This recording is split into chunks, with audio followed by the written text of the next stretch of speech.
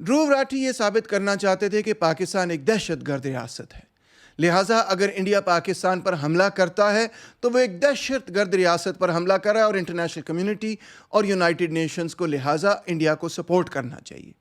اور اس مقصد کے لیے انہیں کئی سارے شواہد دیے، کئی سارے ثبوت پیش کیے، کئی ساری ایویڈنسز سامنے رکھیں۔ ایک جو انہوں نے ثبوت پیش کیا وہ یہ تھا کہ پاکستان FATF کی لسٹ پر موجود تھا۔ پچھلے ویڈیو میں وقت کی قلت کی وجہ سے، وقت کی کمی کی وجہ سے میں اس پر بات چیت تفصیل سے نہیں کر پایا۔ میں بتانا چاہوں گا آپ کو کہ یہ FATF آفٹر آل کیا بلا ہے، یہ کیا چیز ہے، اور کیا اس سے ثابت ہوتا ہے کہ پاکستان ایک دہشت گرد ریاست ہے۔ FATF کا مطلب ہے فائنینشیل ایکشن ٹاسک فورس۔ یہ 2001 میں 40 ملکوں نے مل کر بنائی تھی۔ اس میں سے ایک ملک پھر بعد نکال دیا گیا، وہ تھا رشیا۔ اب اس میں 39 کنٹریز ہیں، اور ان کے دو ٹاسکس ہیں، ایک نہیں ہے، دو ہیں۔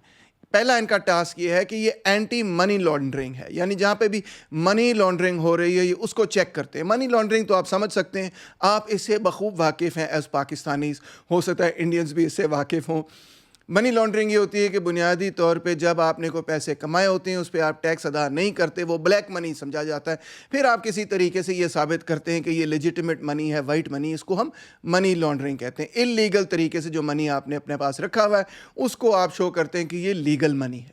دوسرا ہے کاؤنٹر ٹیررزم فائنینسنگ، یعنی کہ پہلی بات تو سمجھنے والی یہ ہے کہ FATF صرف ٹیررزم کو نہیں دیکھتا، دو چیزوں کو دیکھتا ہے، منی لانڈرنگ کو بھی اور ٹیرر فائنینسنگ کو بھی۔ اور اس مقصد کے لیے وہ یہ نہیں دیکھتا کہ ریاست کیا کر رہی ہے، کیا نہیں کر رہی، کیا ٹیرر فائنینسنگ کر رہی ہے، نہیں، وہ ایگزامن کرتے ہیں کہ کسی بھی ریاست کے کیا فائنینشیل لاز ہیں، کیا فائنینشیل سسٹمز ہیں، کیا فائنینشیل پروٹوکولز ہیں، اور اس کو وہ دیکھتے ہیں کہ AML CTF کے مطابق ہیں کہ نہیں، یعنی اینٹی منی لانڈرنگ اور اینٹی ٹیرر فائنینسنگ کے مطابق ہے کہ نہیں۔ اس مقصد کے لیے آپ دیکھ سکتے ہیں کہ انہوں نے دو لسٹیں بنائی ہوئی، ایک ہے ان کی گرے لسٹ اور ایک ہے ان کی بلیک لسٹ۔ بلیک لسٹ پہ اگر آپ آگے تو اس کا مطلب ہے حکومت FATF کے ساتھ کوآپریٹ نہیں کر رہی، معاملات کو ٹھیک کرنے میں کوئی عمل درآمد نہیں کرنی۔ مگر گرے لسٹ پہ جب آپ ہوتے ہیں اس کا مطلب ہے کہ FATF نے آپ کی فائنینشیل لاز کو دیکھا ہے، سسٹمز کو دیکھا ہے، پروٹوکولز کو دیکھا ہے، اور انہوں نے یہ طے کیا ہے کہ آپ کے قوانین، آپ کے سسٹمز اور پروٹوکولز آر انسفیشینٹ، یعنی وہ ناکافی ہیں ٹو سٹاپ منی لانڈرنگ یا ٹیرر فائنینسنگ، یعنی کہ آپ کو نئے قانون بنانے کی ضرورت ہے تاکہ منی لانڈرنگ بھی رک جائے اور ٹیرر فائنینسنگ بھی رک جائے۔ گرے لسٹ پہ ہونے کا قطعی طور پہ یہ مطلب نہیں ہے کہ ریاست بذات خود منی لانڈرنگ کر رہی ہے یا ریاست بذات خود ٹیرر فائنینسنگ کر رہی ہے، یہ اس کا بالکل مطلب نہیں ہے۔ It is not an indictment of the state. صرف وہ یہ کہہ رہے ہیں کہ آپ کے جو اصول ہیں، قوانین ہیں، وہ ہم سمجھتے ہیں کہ ٹھیک نہیں ہیں، ان کو ٹھیک کیا جائے۔ جی غور کیجئے کہ FATF نے 139 مختلف کنٹریز اور جورسڈکشنز کو سٹڈی کیا ہے اپنی 20-25 سالہ تاریخ میں، اور 139 کنٹریز کو سٹڈی کرنے کے بعد انہوں نے 114 ملکوں کو گرے لسٹ پہ ڈالا ہے۔ کیا آپ واقعی یہ بلیو کرتے ہیں کہ 114 کے 14 یہ ملک وہ ہیں جو ٹیرر فائنینسنگ اور منی لانڈرنگ کر رہے ہیں؟ نہیں، انہوں نے کہا ہے کہ آپ کی فائنینشیل سسٹمز مستحکم نہیں ہیں منی لانڈرنگ اور ٹیرر فائنینسنگ کو روکنے کے لیے۔ ان 114 ملکوں میں سے جو کہ گرے لسٹ پہ گئے، 86 کنٹریز نے پھر اپنے قوانین تبدیل کیے اور پھر اس کے نتیجے میں ان کو گرے لسٹ سے ہٹا دیا گیا۔ ان 86 کنٹریز میں سے ایک ملک پاکستان بھی ہے۔ کیا کوئی بندہ سیریسلی یہ کہہ سکتا ہے کہ کیونکہ فلاں کنٹری گرے لسٹ پہ رہی ہے اس کا مطلب ہے اس کی ریاست ٹیرر فائنینسنگ کر رہی؟ دس از ٹوٹلی رانگ۔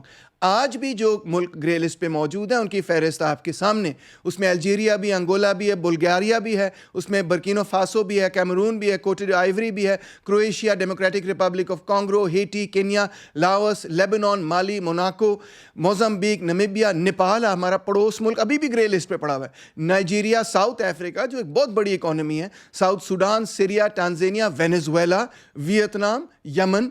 تو عرض یہ ہے کہ بہت سارے ملک گرے لسٹ پر موجود آج بھی ہیں۔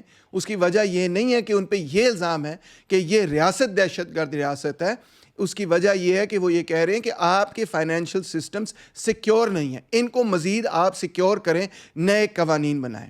آئیے دیکھتے ہیں پاکستان پہ جب 2018 میں اسٹڈی ہوئی تو انہوں نے کیا کہا. انہوں نے کہا جی دیکھیں سب سے پہلی بات تو یہ کہ منی لانڈرنگ کو آپ ذرا زیادہ ٹائٹلی کنٹرول کریں, یہ تھوڑا سا لوپ ہول ہے. اس کے بعد انہوں نے یہ کہا کہ جو designated non financial business professionals ہیں ان کے حوالے سے بھی آپ قوانین چینج کریں. پاکستان پوسٹ اور central directorate of national savings کے حوالے سے بھی آپ قوانین تھوڑے سے چینج کریں, اور مزید جو ہے سپروائزری اوورسائٹ کوئی ہونی چاہیے.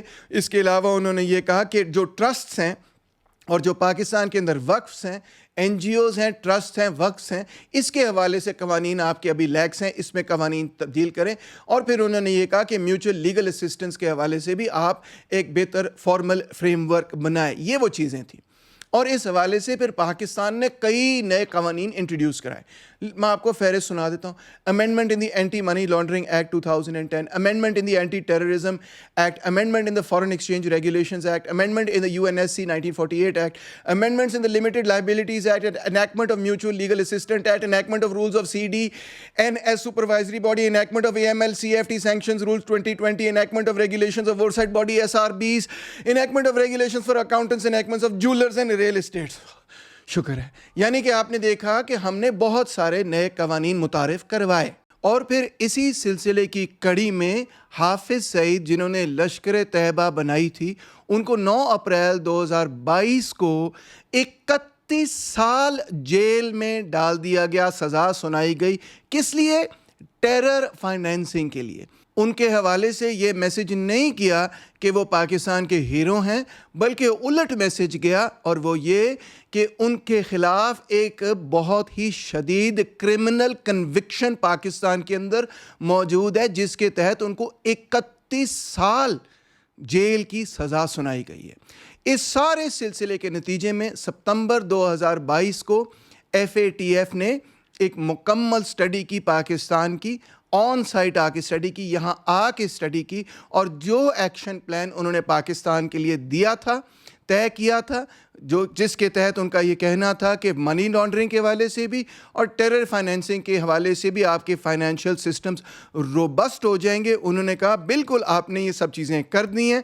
لہٰذا اکتوبر 2022 میں انہوں نے پاکستان کو FATF کی گرے لسٹ سے ہٹا دیا.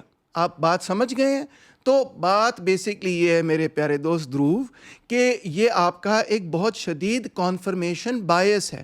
اگر آپ یہ ثابت کرنا چاہتے تھے کہ پاکستان کی ریاست بذات خود ایک دہشت گرد ریاست ہے, اور اس کے لیے آپ نے ثبوت یہ پیش کیا کہ ان کا نام FATF کی گرے لسٹ پہ تھا, تو میں آپ کو یہ بتانا چاہتا ہوں کہ آپ غلط سمجھ گئے بیٹھے ہیں.